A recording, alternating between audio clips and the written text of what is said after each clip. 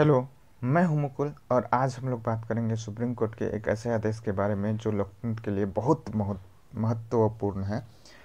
Supreme court ने UP सरकार को यह तत्काल आदेश दिया है कि नागरिकता संशोधन अधिनियम के खिलाफ आंदोलन करने वाले सरकारी संपत्ति को नष्ट करने के आरोप में जो मुआवजा वसूला है उसको तत्काल वापस किया जाए। इसी के बारे में आज हम लोग बात करेंगे कि ऐसा जो मुआवजा वसूला गया था सरकार के द्वारा वो तत्काल वापस तुरंत क्यों किया जा रहा है।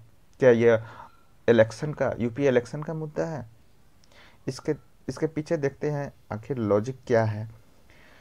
तो इससे पहले हम जानते हैं कि एक नागरिकता संशोधन अधिनियम आया था, जिसके खिलाफ बहुत सारे नागरिकों ने इसका विरोध किया और सड़क पर उतरकर इसके खिलाफ आंदोलन भी किया।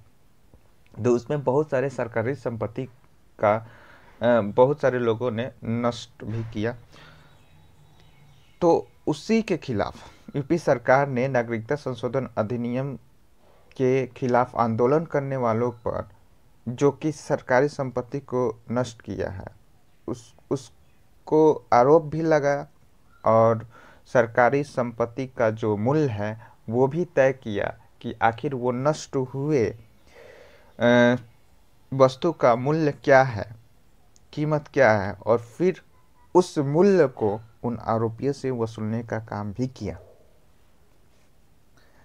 लेकिन इससे पहले 2009 और 2018 में ही यह स्पष्ट आदेश में कहा था कि ऐसे दावों से निपटारे के लिए जज की नियुक्ति की जाए, एक भुगतान दवा आयुक्त के रूप में।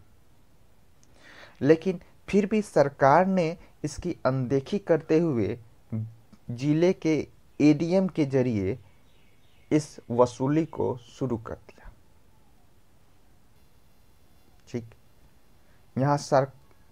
यहाँ देखिए, इसमें सरकार आरोपी तय करता है, संपत्ति का मूल्य भी तय करता है और फिर उन ही आरोपियों से संपत्ति का मूल्य भी वसूल करता है। तो पूछेंगे इसमें बुराई क्या है? ये बताइए भला, कोई सरकार खुद ही शिकायत करेगा और खुद ही आरोप भी तय करेगा और सजा भी खुद ही सुनाएगा? ऐसा कहीं होता है क्या कि आरोप लगाने वाला व्यक्ति ही किसी को सजा सुनाए? और इसमें तो संविधान का जो तीसरा स्तंभ है न्यायपालिका, वो पूरी तरह से ध्वस्त हो रहा है। उसका कोई मतलब भी नहीं है, अस्तित्व ही नहीं है। और अब मुख्यमंत्री ने इस कदम को जारी चुनावों का मुद्दा बना दिया है। मुख्यमंत्री अब जब चुनाव नजदीक आ गया है तो उन्हें गलती का एहसास होने लगा है और उन्होंने वसूली की प्रक्रिया के लिए एक नया कानून बनाकर ऐसे दावों को ट्रिब्यूनल के पास भेजने का प्रावधान किया है। सरकार अब चाहती है कि जिनसे पूर्व में वसूली हो चुकी है उन्हें पैसा वापस करने का आदेश कोर्ट न दे। मतलब जो जो लोग को नोटिस चला गया है और जो लोग पैसा दे चुके हैं उसको ये नोटिस ना जाए कि उसको कोर्ट ये ना बोले कि उसको पैसा वापस सरकार करे। ऐसा भला क्यों? क्योंकि इसलिए क्योंकि लोग ये समझेंगे कि हम आरोपी नहीं थे और मुझे जानबूझकर इसमें फंसाया गया और पैसा देने पर विवश किया गया और इससे उनके वोट बैंकिंग में कमी आएगी। लेकिन सरकार ने यह करने से साफ मना कर दिया और सरकार ये भी बताई है कि सभी नोटिस जो सैकड़ों अन्य लोगों को गए हैं उन्हें निरस्त करने की प्रक्रिया की जाए।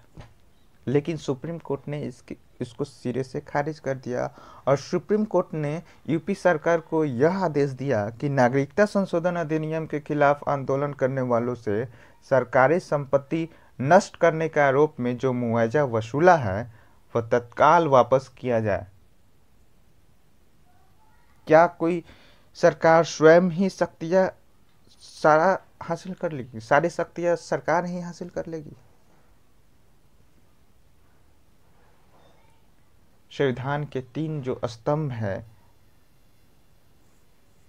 एक विधायिका जो कानून बनाता है और एक एग्जीक्यूटिव बॉडी जो कानून का पालन करता है, और तीसरा जो न्यायपालिका जो उसमें कहाँ सही रूप से कानून का पालन नहीं हो रहा है वहाँ सही रूप से कानून का पालन करवाता है,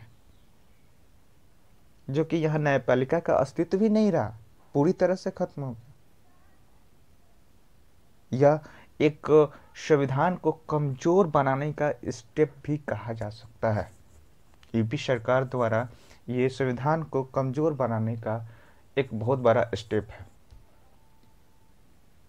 कभी भी कोई सरकार खुद ही सारे चीज नहीं कर सकती, कितना भी पावरफुल गवर्नमेंट हो, लेकिन सारा का सारा स्टेप वो खुद नहीं उठा सकती। न्यायपालिका का काम खुद नहीं कर सकती सरकार। आज के लिए इतना ही, धन्यवाद।